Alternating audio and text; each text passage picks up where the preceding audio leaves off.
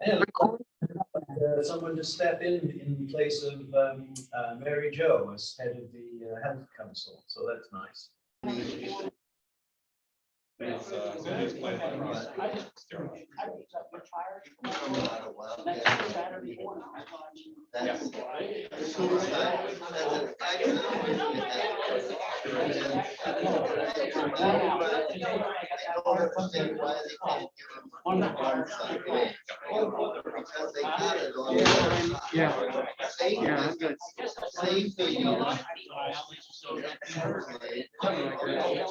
I'm good. I'm not.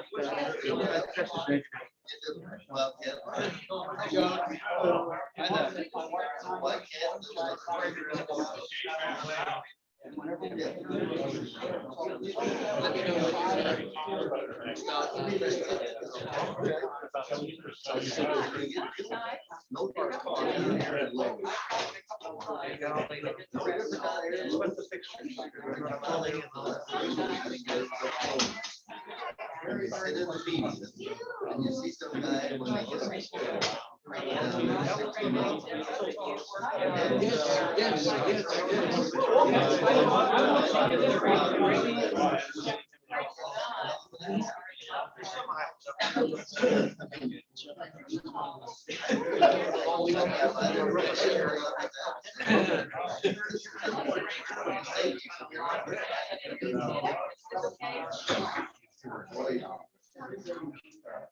unsafe situation. I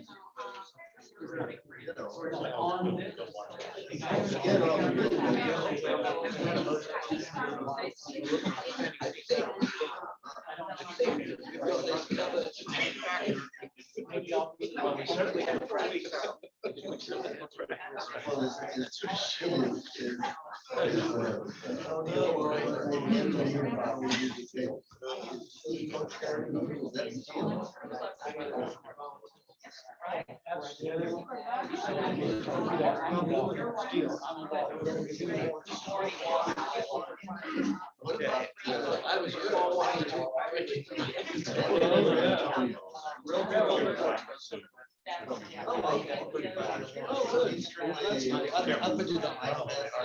All right, here we go.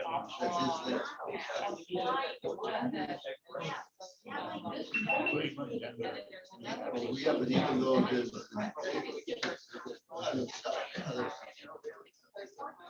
Good morning. Good morning. How are you? Hello, Jim.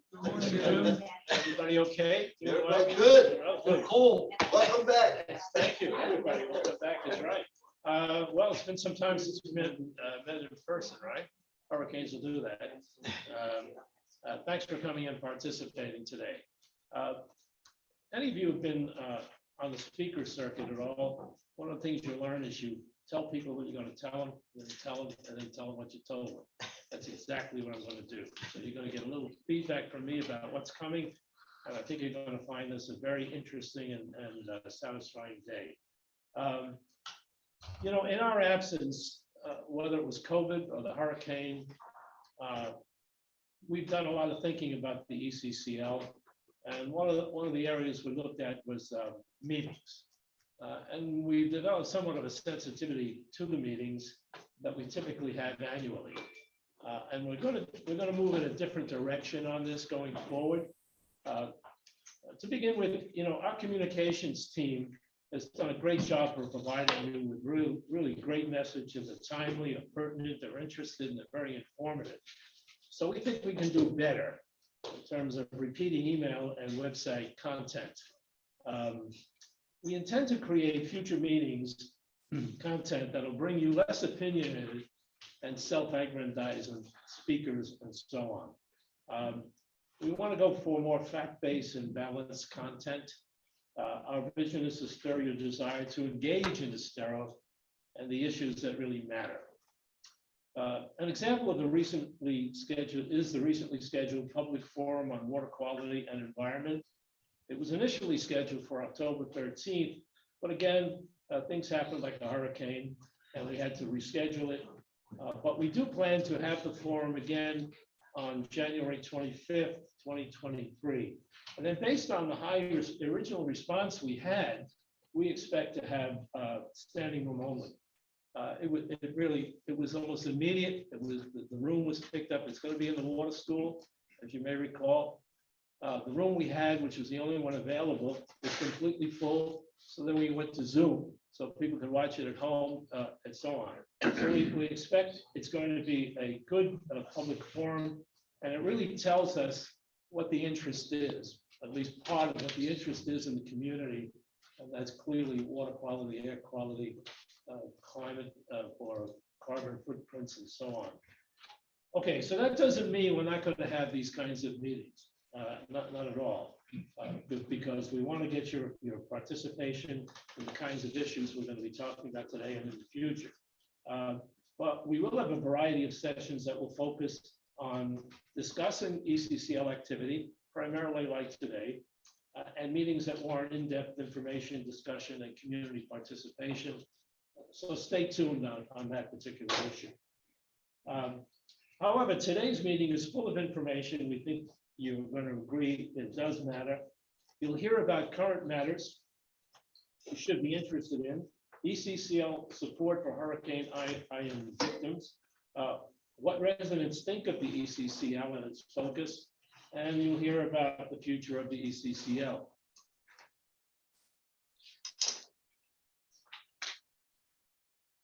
Some of the things I'd like to talk about, I'm going to get into Hurricane Ian in a minute, but we've been involved in a number of community support activities, like helping people that suffered through Ian. We also were involved in fundraising for the Historical Society, and we were instrumental in bringing in more than $20,000 for that group, which was, I think, they were very pleased about it. We heard from them. Also, you football players or football watchers, Bonita Springs High School and the Estero High School had a game that they held in Bonita High School several weeks back. And it was a fundraiser for employees and teachers and so on of the educational system we have in the Estero area. And our donation and a number of others helped them reach about $33,000. So yeah, it was really, really quite good. And if you have never been to a high school football game, it's an experience. It really is an experience to go through. Estero won? Yeah, 35, I think, to 17. Killed him. So let me talk about Hurricane Ian, I should say, for a minute. I'm sure most of you have heard about some of the major catastrophes and horrific suffering that people went through during this hurricane. One of those areas was West Broadway.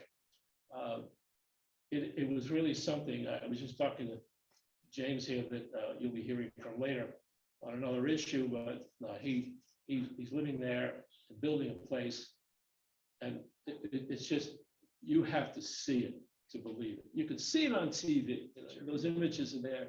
You go through those streets and see what these people went through, what they're suffering from. It is absolutely horrific. So the villages or the communities that were really hit hard were Estero Bay Village, Marinas Cove, Cheryl Lane, Lidditch Lane, Charing Cross, Riverwood Plantation, Quartertech Cove, and Estero River Heights. And there were probably other areas as well. We responded to help these folks to a plea from the village to secure contributions.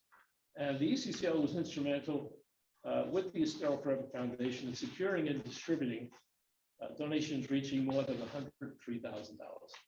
I mean, dramatic. It was dramatic. People did really respond. It was absolutely amazing. We also donated an additional $5,000 to some of those folks suffering from a hurricane. But this wasn't really enough from our perspective.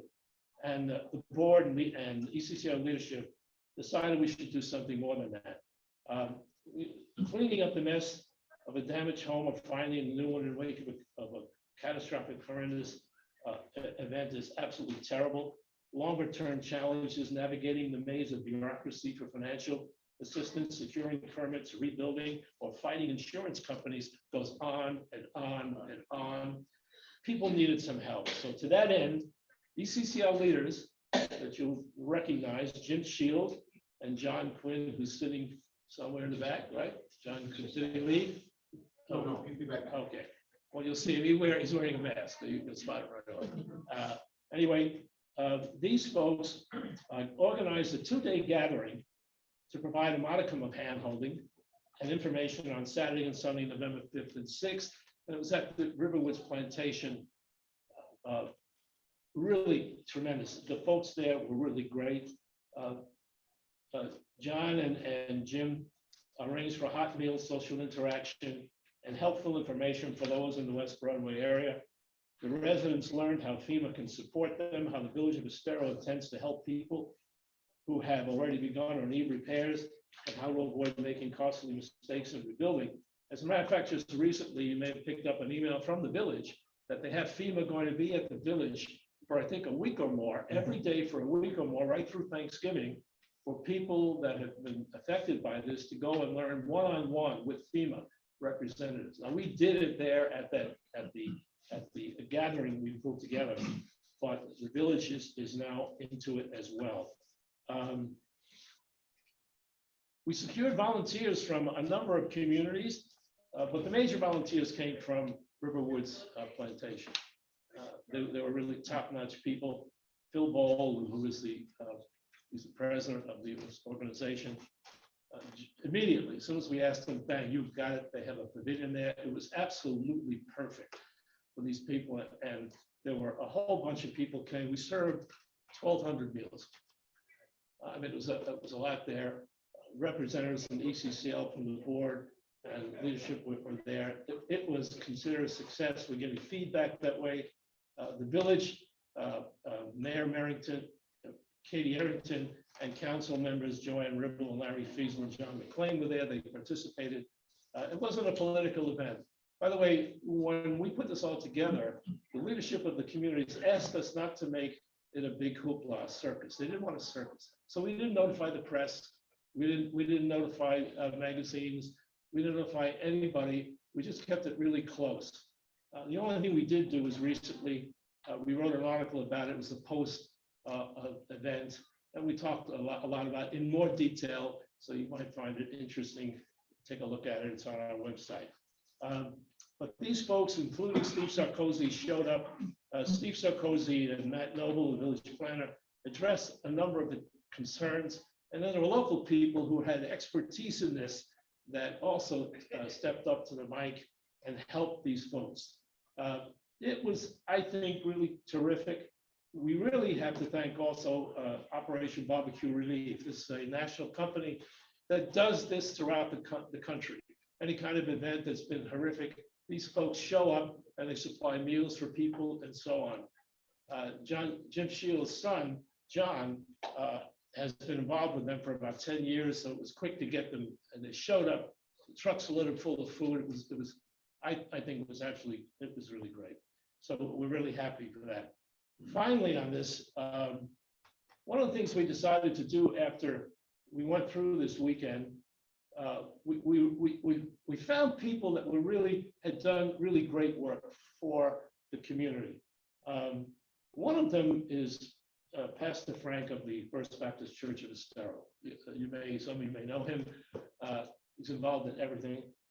And then, of course, the plantation, Riverwoods Plantation, and the Operation Barbecue Relief, very important. So we decided to give them a few bucks, and we're giving each of those organizations $2,500 each. This is from the ECCL going out there. Now, our objective is not to become basically a charitable organization like the Estero Forever Foundation. That's basically what they do. But we're not going to ignore these kinds of issues going forward. So we will get involved with that wherever we possibly can to help out folks that need the help. There's no doubt about it. The satisfaction you get out of it is really tremendous as well. But you can't help but walk away feeling the pain that these people had. There's no doubt about it. You had to be there. It's just, it was really terrible. So, what I'd like to do now is turn this over to Terry Flanagan, And Terry and James Root will talk to you a little bit about some of the issues that's going on. And then I'll come back and talk to you. No, I'll introduce Allan, and Allan will talk to you about the survey that we did, which is really, really interesting. And then you'll see my smiling Irish face again at the end, and I'll talk to you about the ECCL and where we're going. And I think you're going to find that very interesting. Thanks, Jim. Good. I just want to inform you and bring you up to date on several things that we're working on within ECCL and things that we are watching closely.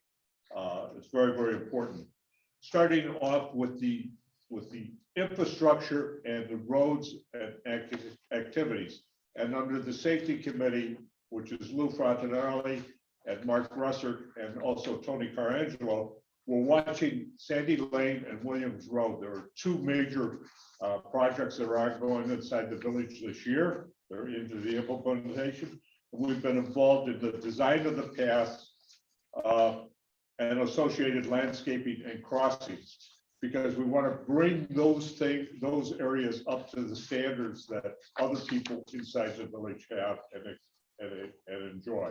So bringing the landscaping up closer to what it is on the Estero Parkway. We're all watching Rails to Trails. It's a long-range project. It's a very important project, and it involves a lot of stakeholders all the way from Bonita Springs, Estero, north into San Carlos Park. It's a major activity inside Lee County. And so we got to watch it. And there's been much conversation about this project.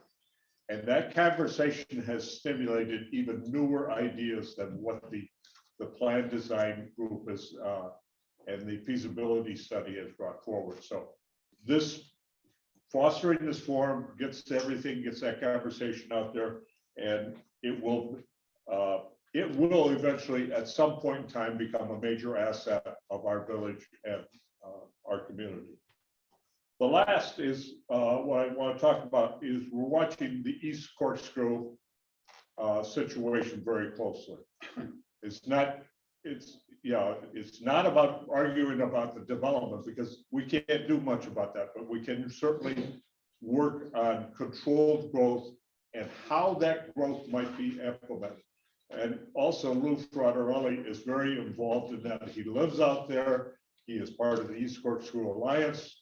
So we got a lot of good connections in making that happen. So again, we're watching road design. What do you want that road to look like? You know, where are you going to put some schools?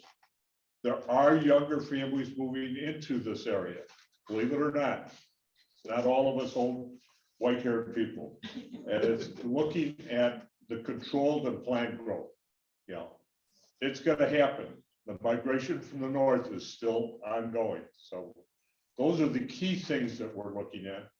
And lastly, we want to talk a little bit about septic to sewer. I want James Root to come up and introduce himself and tell us a little bit about what he's been doing and watching on that, because it's a very, very important, and we're seeing the impact that we're having on our tributaries and our beaches and other things for not having a good plan in place.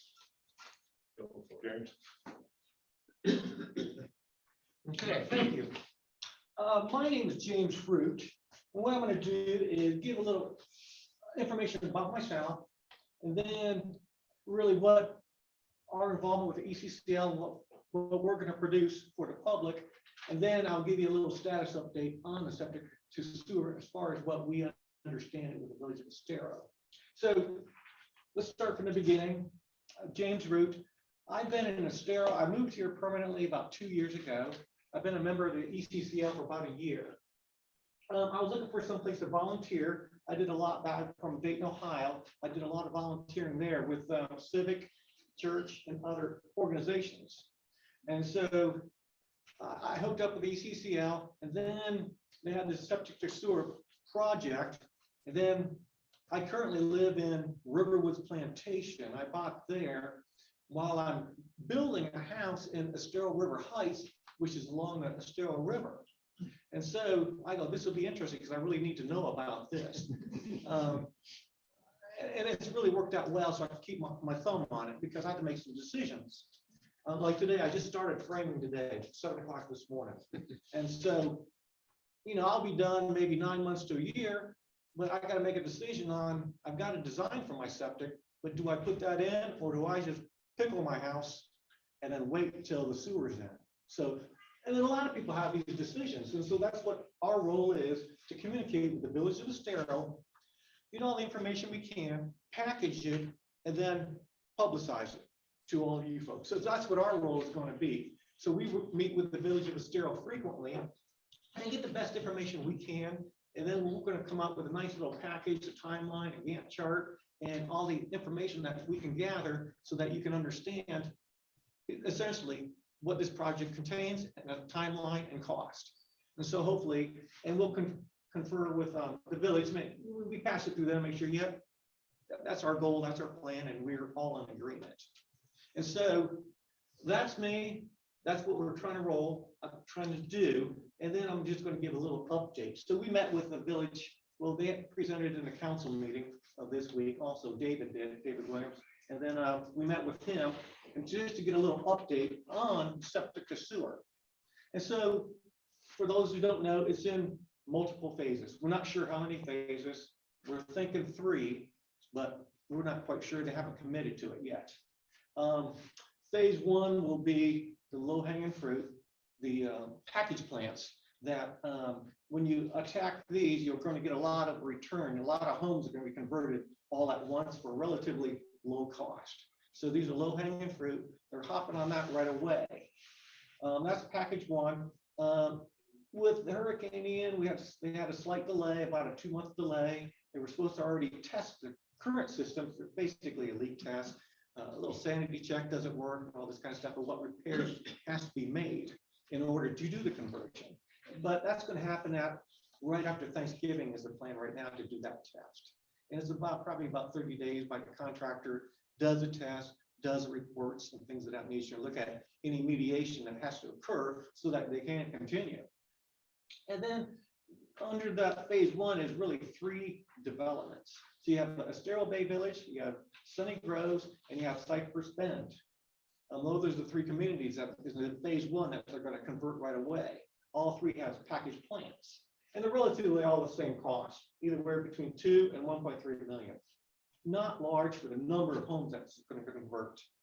And the payment, how this is going to work out, unclear. The village is looking for grants, other money, Lee County, and with this hurricane, might even develop more money, a higher urgency to get this done because of the effects of what happened. So Ian maybe wasn't all a bad thing. It might get us some more money from outside. That's what we're hoping. Those are going pretty good. Estero Bay Village, that's pretty straightforward. Don't have any concerns with that. Sunny Grove, a little more complicated. They need a permit to go under the Estero River. So they're still working on that permitting, and also shared infrastructure with the state park there. So they've worked out those details. None of those are too complicated. It's normal stuff. So they're not too worried about that. But then Cypress Bend, which was the lowest cost, was supposed to be the easiest piece of cake one to do. Turns out to be so far the most complicated, because the direct route for this forced main sewer to go went under the railroad. And now that's a conflict because the railroad doesn't want to give an easement. They want to do a license agreement. The village won't do a license agreement. And then they worked on a number for the easement, and it was astronomical what they wanted, and an 800K figure just to go under the railroad. So I think the village says, well, that's fine and dandy, but we'll just take another route, which is going to be a lot less expensive. So they just got to do a little bit more engineering.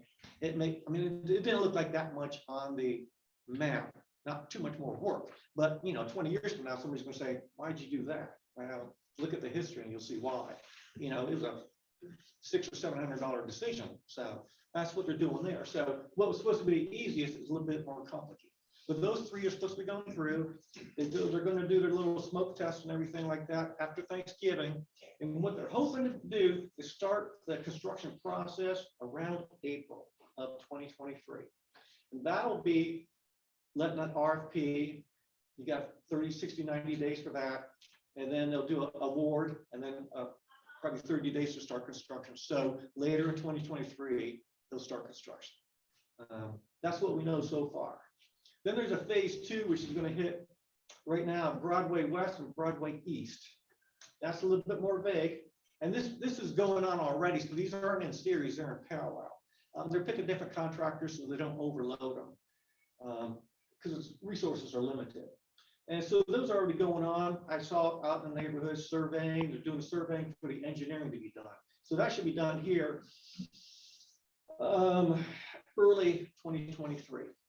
And then they're hoping to have a construction plan and cost estimate by mid 2023.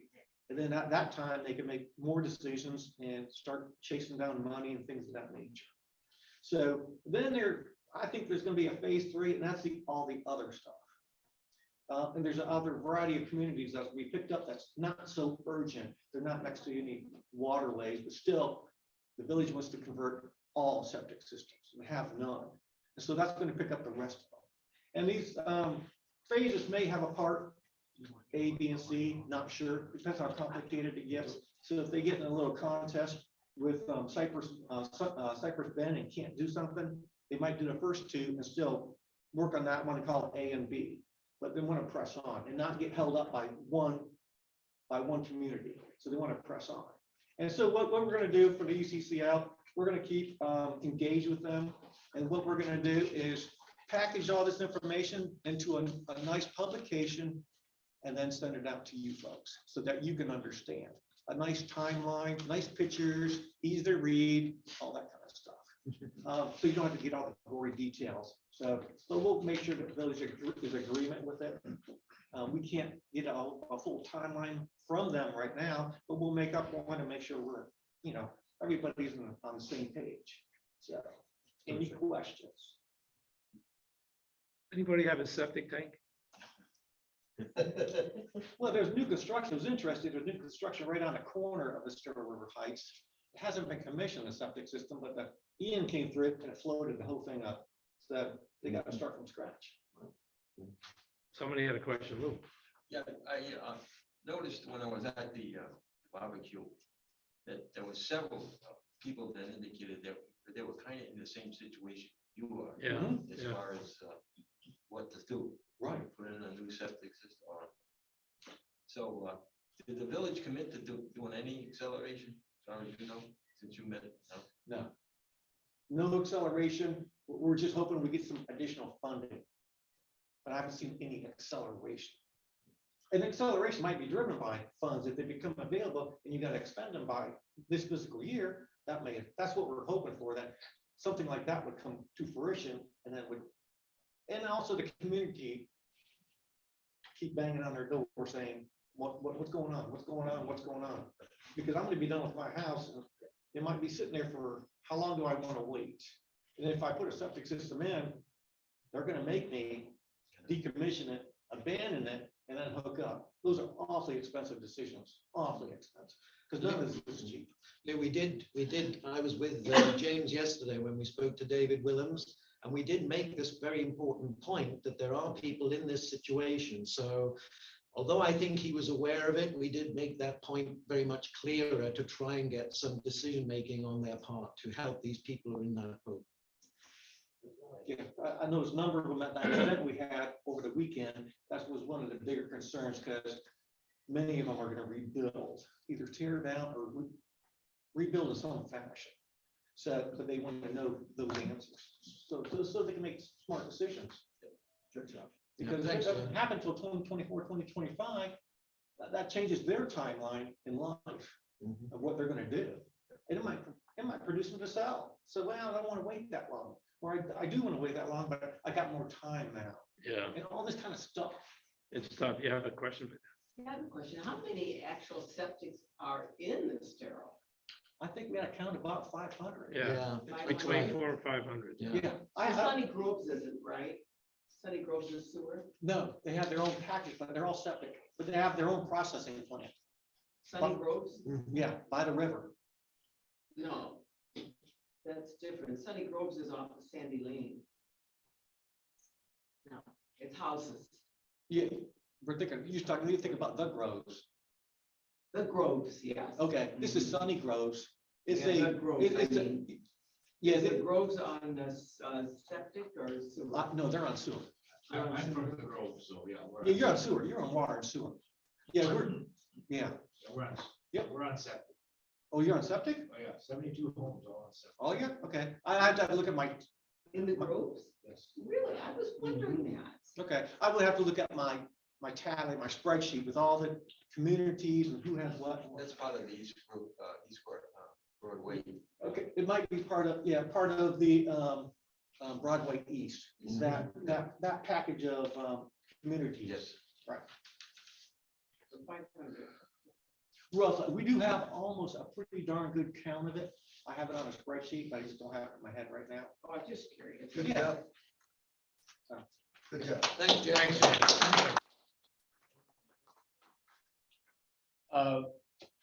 There's a lot of crossover in what we do in the ECCL. For example, focusing on the septic to sewer issue is also focusing on our environment and water quality.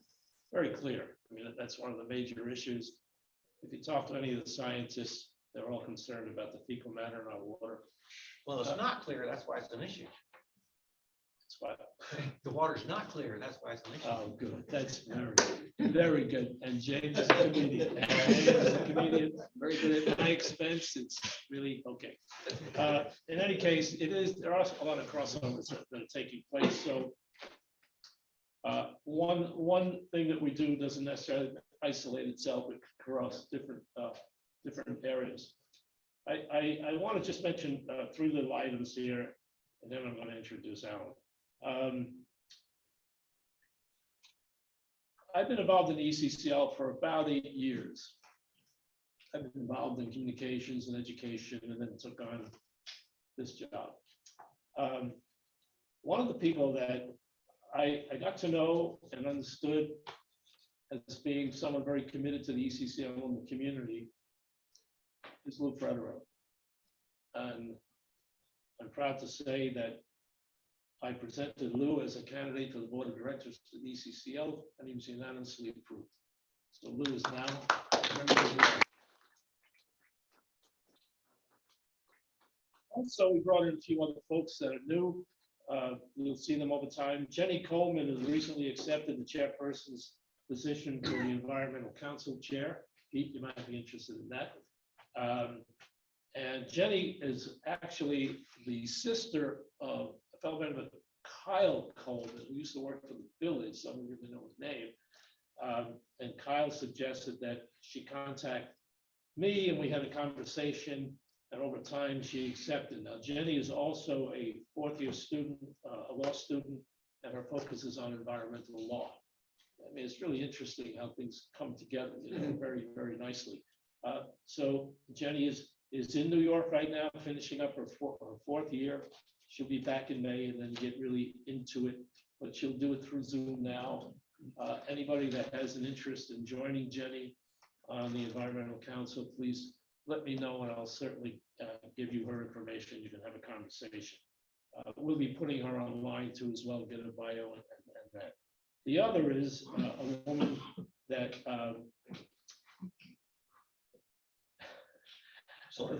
no, the other one is a woman. The other one is a woman that Allan Bowditch talked to and convinced with his Wales background, convinced her to be the Health Council Chair. So Mary Jo McLaughlin is stepping down.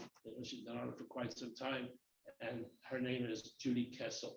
And so Judy you'll hear more about her as well. And I appreciate all the work Allan did to convince her. I don't know what he offered her. I don't want to know what he offered her, but that's really good. So I just want to mention those 2 things. So I'm going to introduce Allan Bowditch, who's our Chief Communications Officer. Some of you may know Allan. Allan's been involved with us for quite some time. Couldn't do much without him. Really, really great job. He's got a great team, including Mike Wasson, who's sitting in the back. Thanks, Mike. So Allan's going to take you through a survey that we did recently of the people of the village of Estero, or Greater Estero area. And I think you're going to be surprised at what you hear. Thanks. Thank you, Jim. I'm going to put the lights down so that you can see the slides a little easier. But a very good morning to you all. Just before I do start, you'll see on the table there a number of items that you're very welcome to take. Other that is than the history that we prepared for on behalf of the council and the ECCL. Gives you a review of all that's happened in Estero over the last 20 years or more. And I've mentioned it before, but if any of you don't have a book and you'd like one, the costs are over there and we can see each other afterwards. Anyway, the September investigation that we carried out was a step beyond the one that we carried out in 2019. And the main purpose of it was really to get the views of residents living in Estero to help us redirect the focus of the ECCL and to really understand the kind of priorities that we should be focusing on. It's a way of ensuring that we are not working in isolation of how people feel, the areas that we should be focusing on and giving our attention to those things. So this was carried out. We actually had responses from an online survey from 831 people. That was actually an increase of about 47% over the number of people that took part in the 2019 survey. And as you can see here, it was a very broad response from over 40 of our neighborhoods here in Estero and the Greater Estero area as well.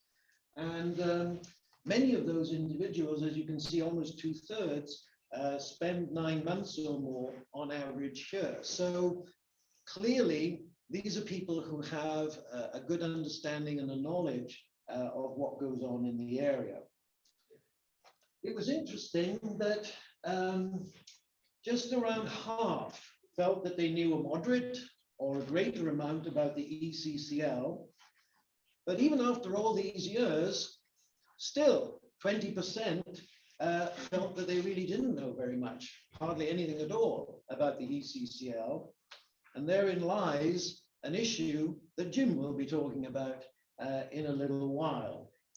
But nevertheless, when we actually explored whether or not people felt that there was a need for a community-based 501c3 non-profit, non-partisan, and non-political volunteer community organization like ours, then you can see that not only was it that 3/4 said yes, they did think that there was a need here. In addition, there was 20% who weren't sure, but only 5% who actually didn't think that that was something that should be done. That was extremely encouraging. We hadn't asked that question before. And, it kind of gives, I think, all of those who are involved in the organization a good feeling that, people do believe that we are needed and they want us to do the kind of things that they then told us about. Because we asked them, what sort of things, why is it important that we have this kind of organization? And it was really very fascinating to see the many comments that were made. In fact, there were 650 people who took the time and care to actually write down, either on their laptop or their iPhone or on their iPad, the sorts of things that you see here. So you can read as well as I, but very quickly, the area has agricultural land as well as preserves, and with the communities growing, it's important for someone to address these important growth issues. There should continue to be a watchdog organization to oversee growth. And some other points which came up, to have a non-political organization, they felt would be a great asset. To provide perspectives that the official government representatives of employees either don't see or refuse to acknowledge. So this kind of impartiality of perspective that of course is behind what we do is clearly from their comments seem to be very, very important. And that's extremely essential, I think, to the sorts of things that the executive management team within the organization have been giving a great deal of thought to about where do we go from here with our organization to keep it appropriate. When we looked at the sort of key issues that people felt they wanted to feel were important about what we did, the top 5 that were cited, maybe no big surprise, because it was the top one in 2019, and we've been talking about it, of course, this morning with septic to sewer and the broader issues, that the environment and preserving our clean water and wetlands is #1, as the people here in Estero obviously feel that way. Second was to inform about the village and the county and regional and state issues, so that we can look at what sort of threats might possibly affect our quality of life and our living standards, and to function as a watchdog organization to see what's going on, who's doing what, and how are those things going to affect us. And then joint third, because it was the same percentage, to proactively respond to these threats, to obviously see what we can do to put them to rights, or to bring our point of view across to people, to help them understand that maybe this isn't the sort of thing that people are interested in or want to see happen. And finally, the 5th most important thing, but still very high, to look at safety, supporting the funding and planning for safe and adequate roadways, walking, biking, and those kinds of issues, which again, Terry spoke about as an important part of what we do, and will continue to do, of course. Looking at the councils, which we have, the top 5, which were considered key, but all of them were very high in terms of well above 50%, as you can see, but again, confirming what I just said. We have, of course, the Environment and Water Quality Council. 91% said yes, that was an important issue to have within our organization. Community development, safety transportation, economic development and construction, and health and healthcare. Then in terms of, we had a number of statements that we thought, again, thinking about where the ECCL organization would be going in the future, we wanted to check out what was it that people really felt would be suitable and important for us to be doing. So we had a number of statements that we wanted them to assess, and these were the 3 that came out the highest. I recognize that they were somewhat similar, and people felt that that was the case. But it was deliberate because there were nuances between the different statements. Now, this one, to champion opportunities, challenge threats, offer solutions, and communicate accurate information to help residents make informed decisions, that was chosen either as the first, second, or third choice out of a large number of statements by 61%. The second one came quite close, to provide checks and balances for the betterment of the Greater Estero community. That one again in first, second, or third position out of many was 57%, so not far behind.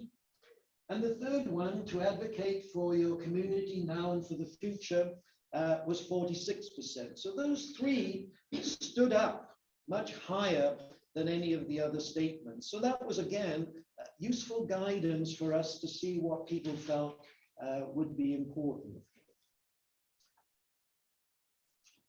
We looked at also a variety of the different things that are being planned for the community. These are, of course, village initiatives.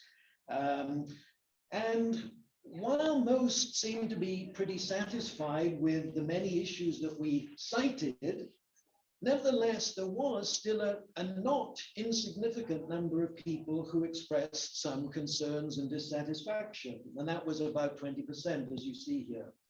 So the development of the 62 acres around the Estero River was one of these categories. While broadly okay, there are still concerns, perhaps maybe, I mean, we didn't explore this in detail, but possibly because it's been hanging around for a little while without too much being done, maybe the timing issue is a factor here. Providing a community theatre, the road winding in Stony Brook and Bellaterra, extending the availability of bike paths. Again, that's somewhat, you know, a slow process, but we can understand why. And obviously providing court-based sports, pickleball and tennis was on people's minds as well. What was interesting was that actually about half of the people who responded, out of the 831, were actually unaware or didn't know of the initiative to provide access to Larikaika Preserve from Corkscrew Road, or providing a community theatre, introducing field-based sports and court-based sports, and developing a veterans park. So, you know, we have to look at not only the village, but perhaps ourselves, again, while we think we're doing a good job, and I hope we are in communicating, it's obvious that there is still more work to be done in trying to explain to people what's going on in the area. And as you see, about 20 to 30% were unaware of, again, even the 62-acre development along the Estero River, the conversion of septic to sewer systems, which is why we obviously want to make sure that people do understand that, and preserving historical buildings. So just a couple more points to finish up here. Other issues we asked them that they thought might be of importance that we would like to know about. And here were some of the key issues again. I've just singled the main ones out. The need to retain a healthy balance between populated areas and conservation areas, to continue the development of safe biking lanes, the East Corkscrew concerns, which again, Terry mentioned earlier, better use of public spaces, and getting project timelines to really try and pin down what's going on by when, something again that James talked about in relation to septic sewer, but that can be extended, I think, into other projects so that everybody knows, well, what are really the plans and the timetables behind this? So, in essence, in summary, I mean, in our conclusions, clearly residents have confirmed the importance of the ECCL as an organization such as this, with the key purpose of focusing on championing opportunities, challenges, threats, and offering solutions, and providing checks and balances to the community. That was obviously very important and pretty obvious from what we found. And the areas that we should focus on, of course, which I told you about, clearly these again have been confirmed as the environment, water quality, community development, safety, economic development, and health and healthcare. So, true to time, that's really the key issues. And the final points, we're trying, from the basis of the residents, trying to maintain a healthy balance between these populated areas and conservation areas, and continue to push for safe biking and so forth. So those were all the things that not us, but the residents of Estero felt very strongly about that we should be focusing on. So I'd like to thank you for listening, and if you do have any questions, I'd be happy to answer. Good job.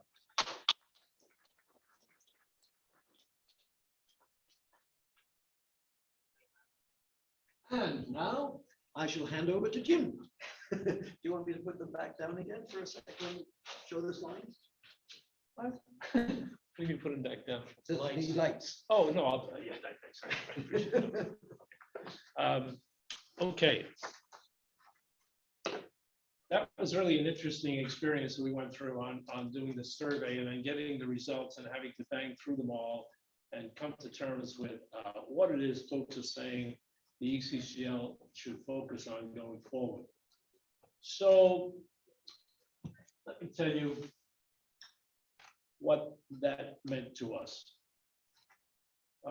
As I said, I took this position about 3 years ago. And in that process, I mandated from the board that we create an executive management team. I was not Don Eslick.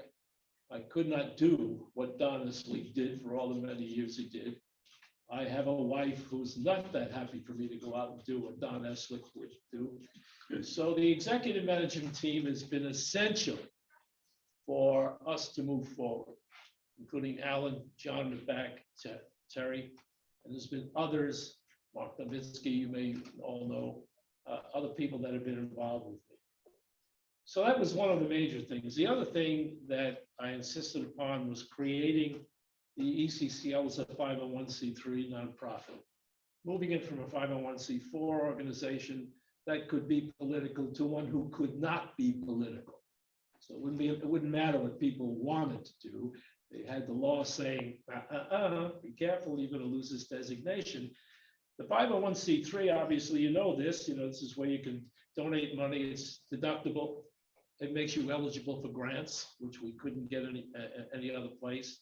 Variety of very positive things. So becoming a 501c3 was not the motivation for the work that Alan did on the survey and what I'm going to talk to you about, but it certainly is a foundation upon which we can build. So in the past, the ECCL, some of you don't know much about the ECCL. As I look around, I see some new faces. Don't know really much about the ECCL, but the ECCL was established roughly 20 some odd years ago. And as Alan mentioned, there's a book over there that really gives you all the insights you want to know about the ECCL. Very interesting read, how it was started and the players and so on. For a period of time, the leadership in the ECCL worked on a couple of major issues, maybe 3 or 4 real major, and then there were other ones, including establishing the village of Estero, including blocking mining, including getting the coconut mall that we have down there, including getting Lee Health, Coconut Point. Those are biggies, but there's a lot more behind all of that. And they were fairly successful, and they had ups and downs, and they had antagonists and protagonists about everything that was going on. That all took place. They did a great job. So in 2014, the village was started. And in fact, some started asking the question, well, what is the ECCL going to do now that the village is here? Do we really need the ECCL now that the village is here? And it became very clear to folks like the executive management team that, yeah, this is a question we're going to have to answer. And we're going to have to figure out and go back and revisit and challenge what we've been doing post-village, and is that what we should continue to do? So back in April, we decided that we were going to take on the task of revisiting who we were, what our purpose is, what our mission is, and what our vision is. Now we have that. If you go online, you can see it. It's very wide, very open-ended. You could put a lot into it. We had to be more specific.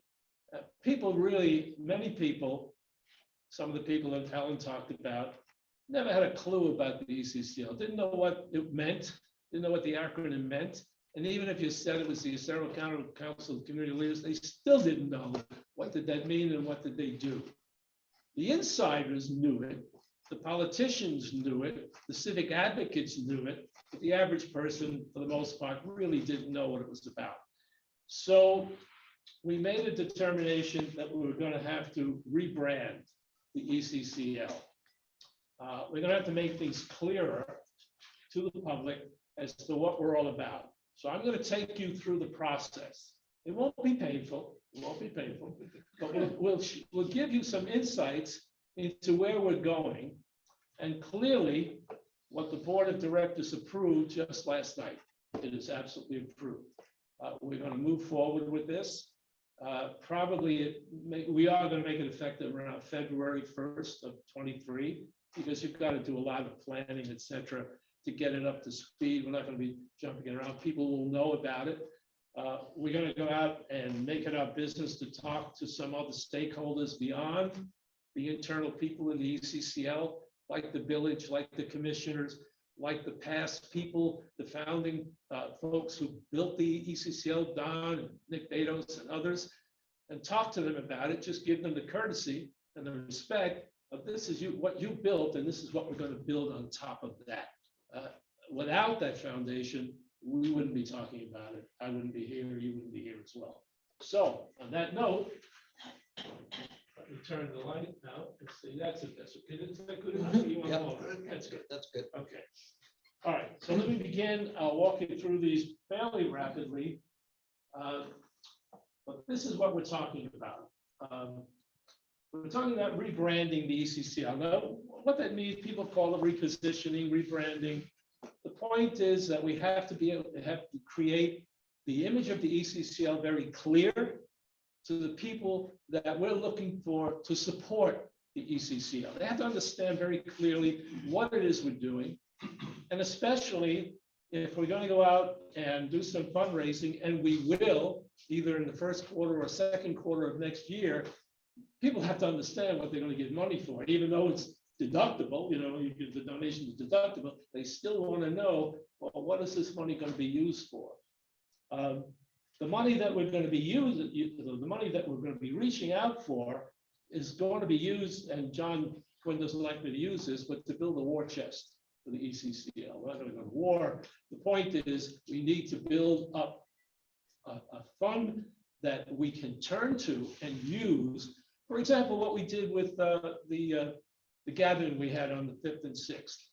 That's one thing. But then there are going to be other issues that are going to surface. We don't know what they are right now. That we're going to need funds to bring in experts, bring in attorneys, bring in scientists, bring in consultants, etc. We need to have that as a power, sort of a power base, so we can challenge the people that are trying to do something that are going to affect negatively our quality of life in Greater Estero. So that's what we think is really important to do the fundraising. So let me just begin to talk to you about how we're trying to make it very clear. Currently, people look at the ECCL, and as I said earlier on, I kicked it off, they're pretty confused. So in order to make them less confused, we have to reposition ourselves or rebrand it.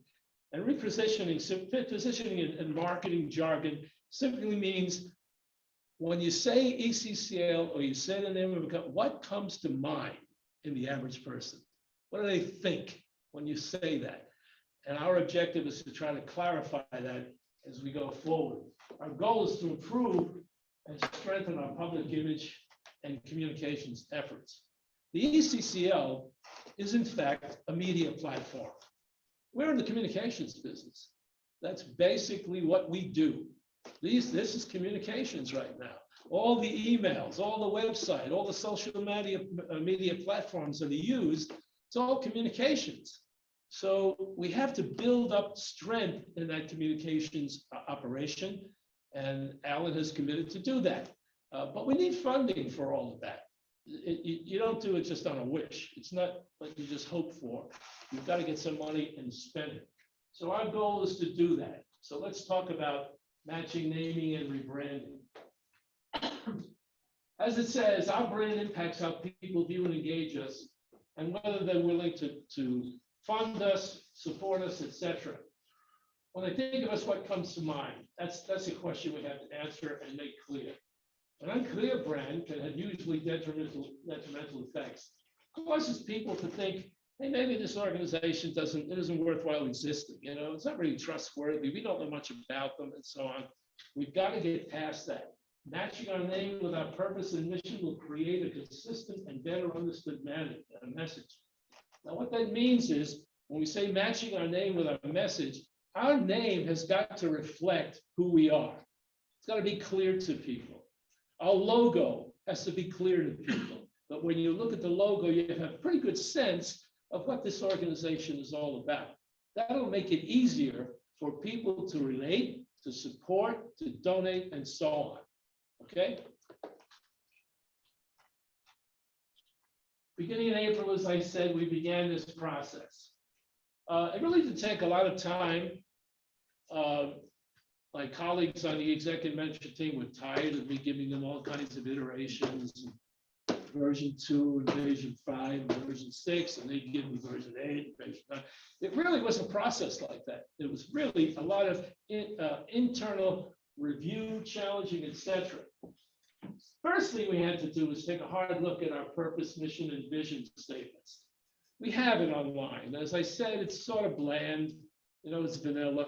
It really doesn't, it isn't unfocused, doesn't make it clear if you go back to take a look at the website as to really what we're all about. You know,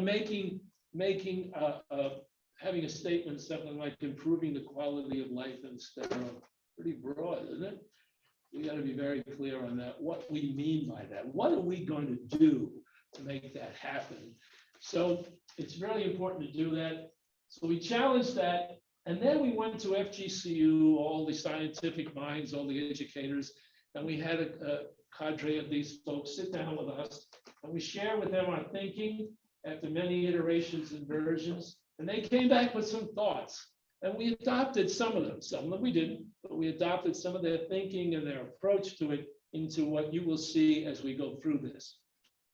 And then, of course, as Allan mentioned, we did the community survey to test some of our conclusions, and some of it was enlightening, saying, wow, you know, didn't think they really thought that, you know, wow, there's a lot of people thinking about such and such. And that the results of that survey, again, we took from what we needed to take and dropped that into what you'll see at the very end of all of this, in terms of what our purpose, etc. And then, of course, we looked at the value of changing our name. Changing our name, the ECCL. We are going to change our name. That's going to take place, and we'll give you the name before the day's out. Okay. Keep your hand. Okay.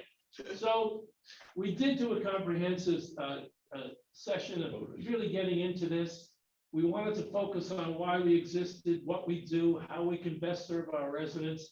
How do we stand out? How do we become memorable? Memorable, I should say. Standing out is critical if we want to gain support, etc., which is not only people saying yay, but people throwing some dollars at us to help us have that kind of force, that kind of strength to do the kinds of things we may have to do going forward. That was a big deal. Going through all of this, figuring out these statements took a lot of time. We substitute the words why and what for purpose and mission. You know, people talk about mission and purpose statements and so on. Mission and purpose can be confused over time, all of that. So we really started focused on why. You know, why do we exist? What's our reason for being? And then in terms of mission is what do we do and how do we do it to accomplish that reason for being? What is it we actually do? People should want to know that. And we're going to be telling them, there is a lot of this is going on now without even these changes, but we're trying to crystallize it, make it much more clearer for the average person. And then, of course, the vision describes what our long-term desires are. That's what we aspire to. And the result clearly of our actions improves the quality of life. That's the impact. It isn't a mission. It isn't a goal. It's the impact of what we do. Okay. So we considered these professors. They helped us out in their thoughts. We conducted the survey. And as Allan said, I'm going to repeat this, but I think it's important. Is there a need for a community-based 501c3, nonprofit, nonpartisan, non-political, and volunteer community organization? By the way, we really reduced that. That mouthful is too much. So we can make it pretty clear. And the answer was, yeah. 75% said we need an organization like that in the Greater Estero area. There is none out here. There's no competition going on right now. So the objective from our perspective is if in fact the people are saying we need the organization, That gives us the strength to move forward. Say, okay, they're saying we should do something, but we need to focus on beyond that. And that is, well, what are we going to do? What are we going to do that's going to make our life better and so on? So these are some of the reasons. I'm probably repeating something that Allan said. Number one, we need nonpartisan political groups. We need to have a voice that's responsible for growth and environment. We need to keep development at a minimum, and we need to help shape Estero's future. These are the drivers when we were putting this together. So our name is generic and vague. People really don't understand it. I mean, if you go, so many times people have introduced me to somebody and said, "Oh, this is Jim Gilmartin. He's the president of the ECCL." What's the ECCL? How do you think that makes me feel? Anyway, so it is vague. People likely don't understand our current purpose and mission based on our current logo, name, and tagline. You know, ECCL, I think it's now a civic advocacy organization, right? People go, what's a civic advocacy organization? It really is very vague. We have to change this and make it much, much clearer. We need to avoid a disconnect between that purpose, mission, and vision. Our chosen name should connect to the purpose, mission, and vision and be specific enough to set us apart. People will see very clearly, this is what this organization is all about. Now, a logo is not going to tell the whole story, but it should give the essence of what the organization is about very clearly. And that's what we're working on right now. You're going to see a sample just to give you an idea. But we have people actually up in Chicago, people in my background, I know a number of them, that are working on this, giving us different iterations and so on. And I think we're going to come up with something that people will understand. Okay, so we reached the general conclusion that engagement is our future. Engagement. We'll explain what that means as we go forward. But our objective is not to do everything. Our objective is that we don't want people to think, oh, the ECCL or the new name, they're going to do this. The reality of success as we go forward is getting you to do things, to get the people of Estero engaged in what the issues are all about. So we have to be sharp and smart to be able to do that. It's not simply a matter of snapping your finger and saying, okay, you're now engaged, go out and get it happen, make it happen. It doesn't mean that.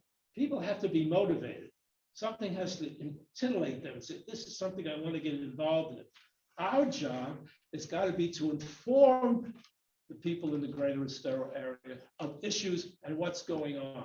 Not necessarily to support or oppose, but to give balanced information so you make the decision, to give you tools on how you can act on those decisions and make things happen. That's basically where we've been going to go. So engagement is our future. So let's talk about it. As I said, the board met last night, and the board was aware of this process for the last several months. I've talked to the board members individually, etc. So they were really aware of it last night. It didn't take long for them to go through this and bang, bang, bang, bang, bang, it's all been approved. It's that simple. But again, it won't go into effect till February 1st. To go out and say it's all done now without saying, hey, it's not actually in effect, is a smart thing to do because we have a lot to do to make this all happen. Okay? Who we are. This is who we are today, this morning. This is who we are. We are an all-volunteer, non-political, nonprofit community engagement association. That's what we're about. We're about getting people involved in what's going on. We're about collaborating with organizations that have a focus on a given area that's going to do better for the Greater Estero area. And we'll go into the detail behind that in a moment. But this is who we are. And this is why we exist today. This is why we exist. To inform residents of key community issues and encourage resident engagement to impact the quality of life in Greater Estero. Those words are important. You're going to see them again when I show you the name and so on. But this is what we're all about. It's information that leads to engagement, that leads to having an impact. That's what the core of our organization is, effective February 1st. That's who we are today. Whoops, hit the wrong one. There you go. So mission, what we do. The only people that do anything in the ECCL are volunteers, except for Kim Daly, who is our webmaster. She gets paid. She gets paid to do the job and does a great job too.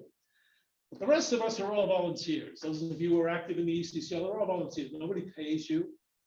There's got to be an incentive for you to do what you're doing, to even sit here and listen to me. There's got to be an incentive for that. So we know that volunteers are what's making this organization tick. It's ticking. On the other hand, it could be like herding cats.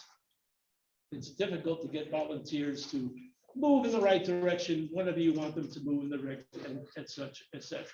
So there's got to be an incentive, a motivator, something that drives us all when we get involved in this kind of activity. And we're going to try to create that wherever we possibly can. And hopefully that will keep more volunteers coming in to do even more and support it. The first thing we're saying, and this is not any order of importance, it's simply laid out for you. The volunteers in our organization, all of us here, we're here to provide transparency, to build trust. We do it by listening to residents, evaluating government plans and local activities, and communicating informed and collective opinions to the people. That's what we do. That's one of the things we do as part of our mission to accomplish that purpose. Next, we conduct research. We do research now, we have to do more of it, absolutely do more of it, and make it happen where people can trust the results of that research, that what we present to them are facts, not fiction, it's not made up, it's not an opinion, it's simply clearly documented and verified facts that people can have and take to the bank and help them make decisions on which direction they should be going in the community. We'd like to see people get the facts balanced, looking at both sides and sharing with them, this is how it is. Now, here's what you can do. You have to vote, or you have to make a decision to do X, or you have to do Y, whatever the case may be. That's really what we think our basic purposes behind doing the research, because it stimulates resident engagement. That does not mean there are going to be one-offs, like helping people on West Broadway. It's a great example. It doesn't mean this is what we will do, other things as well, but this is going to be our focus. People ask us what we do. This is one of the things we're going to be telling them we do. Organize a live and online educational forums. I mentioned that earlier about the one we're doing on water quality and environment. And that was what I led off today, talking about the meetings and balancing them with public forums and town halls and these kinds of meetings, etc. We need to break it up a little bit rather than just think every month we're going to have some politician come in or somebody else and talk to you and so on. We're not going to get rid of that. We're not going to do that, but we're going to limit it and broaden it a bit. And so we can do some real focus on issues and hopefully get some good results from that. And we're doing this, as it says, to provide knowledgeable and balanced information. Simply stating and being honest, we've had a reputation of being the organization that opposes everything. Right? I mean, it's unfortunate, but that's the way it was. We can't continue on with that kind of a reputation. So our objective is going to be to do the kinds of things I'm sharing with you. And collaborate with organizations. You may remember that one of the things we did early on in my administration, so to speak, was I reached out to various organizations like the Calusa Waterkeepers, the Sanibel Captiva Conservancy Foundation, the Water School, and one or two others, because our objective was to get them together and focus on issues. Hopefully we could find some low-hanging fruit, focus on issues and start to make an impact and so on. They were the brains, we were the media platform. We could support them in a variety of ways, not only in emails and was online, but basically, if they were going to go to court and sue, we become a friend of the court. Those kinds of things are the way we would move ahead.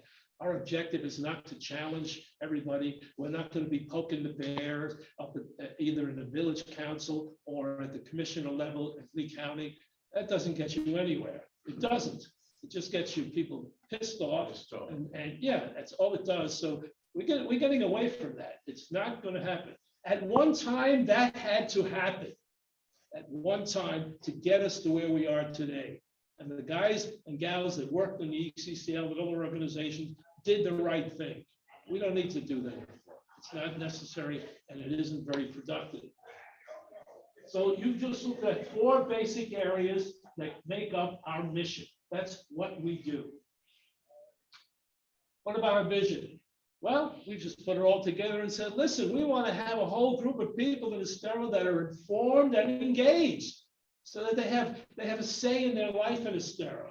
They have an impact on what takes place in Estero. They found something they liked about what the ECCL was doing, and they became committed and motivated to make things happen. So that's really our vision. Pretty simple, huh? Okay, so now, what you've all been waiting for. That's our new name. Like it? Like it? Yeah. Okay, there it is. Now we banged this around. Oh my God. Allan could give you 50,000 new names. It comes out of his head like that. And a lot of Allan's input is into this. So as you can see, the tagline is inform, engage, and impact. Now you heard all that, right? This is what we were all about. And that's what we're going to try to do. Now, this is not going to be the logo. It looks cute, looks nice, but that's not going to be the logo. We'll work on that, but the tagline will be the same. What the image looks like may be different. We have different ideas about what that would be. But that's it. What we do with purpose, passion, and a pride in our community. That's going to be the ECL going forward. It'll be effective the 1st of February. In the meantime, the word's going to get out. I see people here taking pictures. They're going to be in the newsletter. It's getting out. It's getting out there. And that's okay. That's okay. That's okay. We are, as I said, we will be talking to. We want to talk to our members. That's why you're the first to hear this. Didn't have to do this today, but you're our members. You're the people who've been around for a while. You support the ECCL. You should be the first to know what we're doing. There it is. But we will be going out and talking to others and explaining to them just exactly what we had this on one page. On one page, we can hand it and say, this is the ECCL or Engage Estero. It's going to take me a month to get used to even saying Engage Estero. We also know, and as you can see, it says formerly the Estero Council of Community Leaders ECCL. That was beyond the logo for a while, right? You know, people want to know what it's about and so on. And we're going to continue on with that. Everything we're doing now with members is not going to change dramatically at this point. It may shift a bit as we go forward. This is an idea, it's not necessarily been approved by anybody, but right now our membership consists of primarily residential communities, right? Gated communities. That's basically what our membership is. We have some businesses that are members and so on. We don't have any single individuals as members. We have to change that. We have to change it. I'd like to see, instead of having 50 member organizations, I'd like to have 35,000 individuals as members. It's a dream. division. The point is, it could be a whole lot more than what exists today. And I'll tell you another thing that has been frustrating, and those of you who've been around me for a while know this. We cannot get our current members, except for save a few, to give us the email addresses of the people that live in those residential communities. Absolutely amazing to me, but that's the fact. They won't do it. They won't do it. They're afraid their residents are going to be annoyed that the ECCL now has their email address and is sending them information that's trying to make their village a better place. So the fact is, if we can't do that, and the resident communities don't want to give us that information, not all, we have some that do, no problem. But if they don't want to do it, we got to get to the people, And there are various ways to do that, and we're going to do our best to make that happen. So on that note, questions and comments, any thoughts? Yeah, Rosalind. Bravo. Thank you. All the work.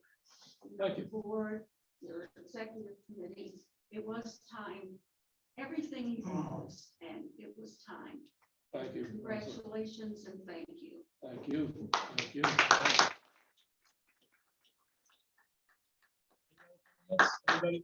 Anybody thoughts about it? Yes, ma'am. One more. Yes. My name is Jamie Leonhardt Engel, and I have lived in Estero since 2002. I'm quite active in the community, but I haven't come to a meeting in a long time, and it was basically because of what you are talking about in the past, and it was very discouraging. And I will tell you that today I am actually very excited about sharing the information with others. And I would like to be a part of, working with the committee. Okay.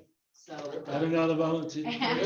so I just want you to know, though, it's very nice that you actually reached out to FGCU. So there's your avenue for younger. Absolutely right. And that's another good point before I get on to you.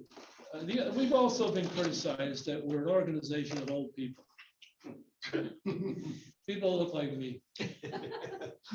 And so the issue always has been, how do we get to the younger people? How do we get to the families and the families that have children and all of that? Well, you get to them when they see you doing something that's of interest to them. We don't do that. We don't do that.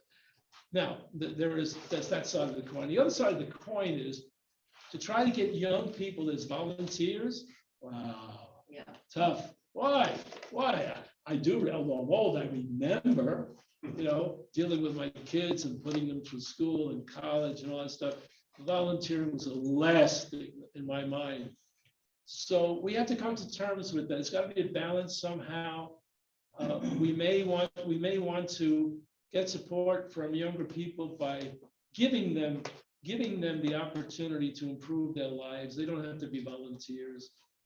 We know that they have their own worlds they have to live in. That we have to think about it. Our board president said, you know what we ought to do? Halloween, give this a small example, but Halloween comes once a year, and all these children want to go out and have a good time, and they can't get into these residential communities. They can't get in to knock on the doors, right? So why don't we take it and have something in the park and have a Halloween day and candies and all, and the parents can bring their kids there and all of that. Sounds like a great idea. It's on our list right now. Let's see what we can do next year. Yes, Judy. I was just going to say, I agree that the timing is spot on. And how are you going to kind of unfold this information out to the public? Good question. As I said, first of all, we're going to go out and talk to various stakeholders. It's going to be one-on-one if possible, that have been involved with the ECCL and will be involved with or engage Estero as we go forward. The next thing is it's going to be a campaign, communications campaign that will include traditional methods, digital methods, press releases, social media. We're going to be trying to have a group of people. The EMT, there's only 4 of us. So if we can get other people to go out to these various communities and do a half-hour presentation like I just did, or something similar to it. It's probably an ongoing process. I'm guessing people will start to talk, engage Estero in a year or more. It's going to take a while for this to happen, but they'll get the word, and hopefully we get reactions just like we did from Sangle there. It sounds good. Oh, Jim? oh, she had a question. I'm sorry. I was just gonna say, this is the first meeting that I've been to, and I think this is excellent. I didn't have an idea that you were going, and it definitely looks like an improvement, like a step up from the foundation that was laid. And so my question is, like, I live in Bel Lago. Do you have information about this organization that you said you can't get to everybody's individual email, but we get a newsletter every month? Or is there information in the newsletter? Here's you mean the newsletter of Bel Lago? Yeah, like of the gated Yeah, communities. the way we're designed is we have representatives for each organization. You have a representative for Bel Lago. Are they a member? I don't remember all of them. Are they a member of Bel Lago? Anybody know? Let's assume they are. They have representatives then. The representatives were expected to come to this meeting. Okay. And then they listen to hear this, and then they go back and they give information back to their community. That's one thing. Or some people will just contact, some people like us in this room will contact the community and say, hey, we're going to give you some stuff. Like I live in Lighthouse Bay. And my good friend here, Carol here, she's a representative. So we went to the management and said, we'd like you to run everything that the ECCL publishes for the most part. And they do. So everything that goes out, all the residents in Lighthouse Bay get to see it. So there are a variety of ways, and we tried that. You just heard from me a frustration on my part.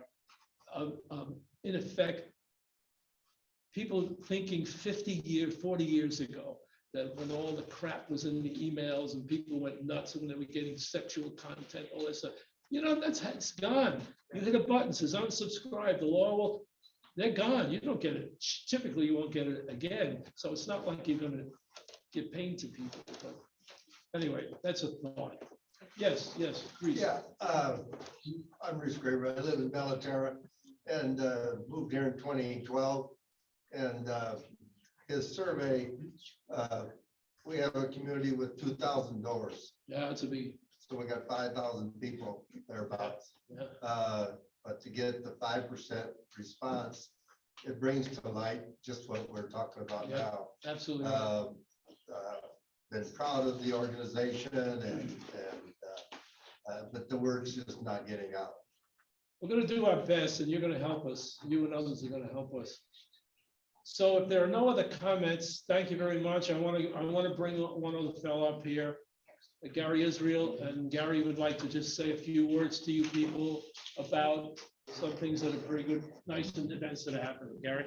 Thanks, Jim. Good morning. Hey, Greg. I'm a 17-year resident of Stony Brook here in Estero. I've worked in the area for 22 years. And Jim, I've got to tell you that this was the best warm-up act I've ever followed. It's okay. Because I'm equally proud of being a Rotarian for the last 25 years and a member of the Rotary Club of Estero. My friend Jamie over here is also a member of the Rotary Club of Estero. Mayor Katie Arrington and her husband Garth are both past district governors of Rotary districts in the United States, Southern Ohio, Cincinnati area. And Joe Pavich is also a charter member of my Rotary Club. And one of the things that and I remember I was at the very first ECCL meeting, brainstorming session at the Hyatt longer ago than I can remember. I have this two-year mental block with COVID, but I can remember coming to meetings and the conversation was around developing a future town center for the village of Estero, and how do we engage residents and how do we entice them to come out from behind their gates and take a chance on life. And one of the things that we did in Rotary, when it was evident that we were going to become a village, a municipality incorporated, was we began a ceremony and a celebration called Light Up Estero. And it was blessed by the incoming council to be the official Christmas tree lighting ceremony of the village of Estero. The first one was held out on US 41 in a grassy lot next to the Estero Methodist Church, which is now the Estero Church. And then we subsequently moved it over to the park. And it's taken a variety of forms over the years. But we are holding this event on Saturday, December 3rd from 4 to 7 p.m. And I say you were a great warm-up act because that's exactly what we're trying to do, is to encourage and stimulate resident engagement. And since the Estero Fire Rescue is gracious enough to deliver to us at the end of this event, before we light the official Christmas tree for the village of Estero, Santa Claus and Mrs. Claus, perhaps that's a way to find a way into the hearts of younger families in our community. Okay, I have a number of these 11 by 17 inch posters that you're welcome to take back to your communities or to your business if you're in business. It's a candlelight lighting ceremony. We're going to have a holiday carol sing along. We have engaged and wrapped our arms. Excuse me. Around the 8 churches and a synagogue in North Benita to try to bring our community together in unity, to recognize everybody who was involved in pulling us out of the despair of Hurricane Ian. We're looking for sponsorships, contributions to raise money for Ian relief, to funnel it through the Estero Forever Foundation. The other part of the money will go to our continued effort to provide scholarships to local Estero high school students who go to college or trade school here locally. That's FSW, FDCU. Okay, we're going to have a couple of bounce houses.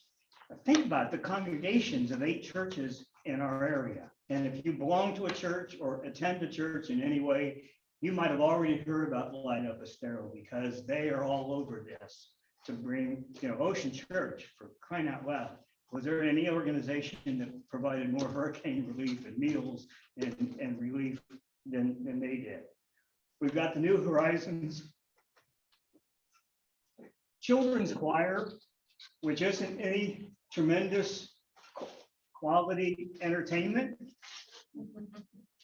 by any stretch of the imagination. Actually, our original intent was to have FGCU Music Department and the Gulf Shore Opera this year, but park conditions and security and everything else that's involved, plus the traffic on Corkscrew Road from 4 to 6:30 p.m. and right outside here got in the way. But most of those New Horizons students come out of the Wagon Wheel Mobile Home Park on US 41. Anyone ever notice that as you drive by? Covered light. Yeah. Okay. Most people drive by without a foot of thought about it. Can you imagine?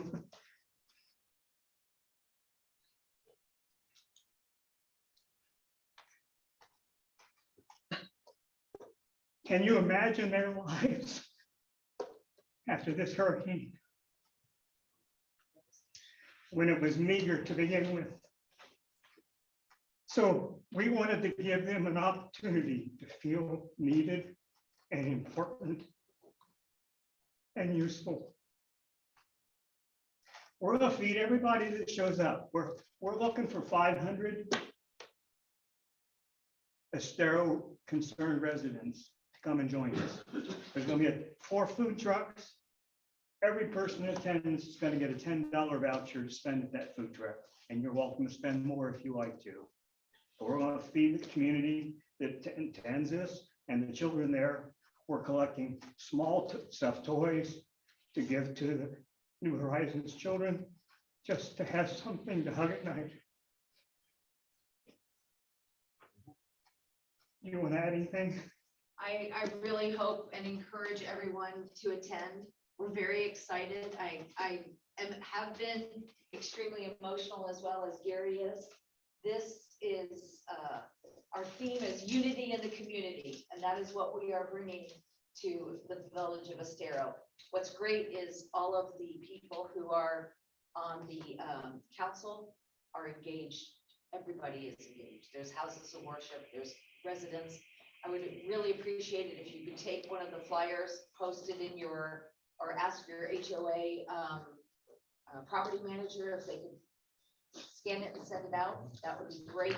We're hoping for at least 500 people, but I have a feeling we're gonna have a lot more people than that. So 4 to 7 p.m. at Ocean Church. I encourage you to attend. I've got sponsorship forms if you're interested, and I also have the flyer for you. We're gonna do. Post. Thank you. We've got an Eventbrite page link Yes. at the bottom of this as well. It's all over social media. Marilyn Edwards, the village of Estero has been pushing it out. Our Rotary Club's been pushing it out. Jim pushed it up the line through your communications to help us circulate this to the community. But come on out and be a part of what we're doing. I'm going to go to the principal's office tomorrow on a positive note for the first time in my life. Because we know that there are teachers and staff that are hurting because of Ian. And we want them to also come and be recognized and celebrate our community. So thank you. Thank you.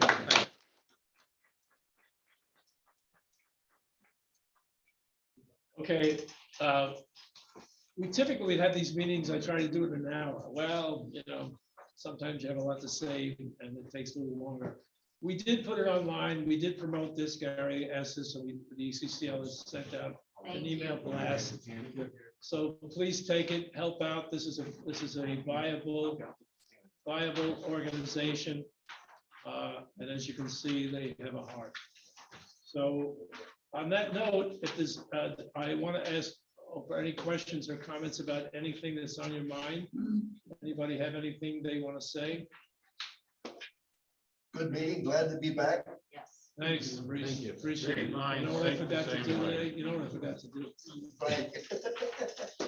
That's COVID. So we try to remember next time. Good. Thank you very much. The meeting is adjourned. It's really a pleasure. Thank you very, very much.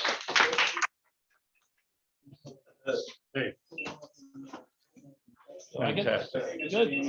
Wonderful. Good. That's all right.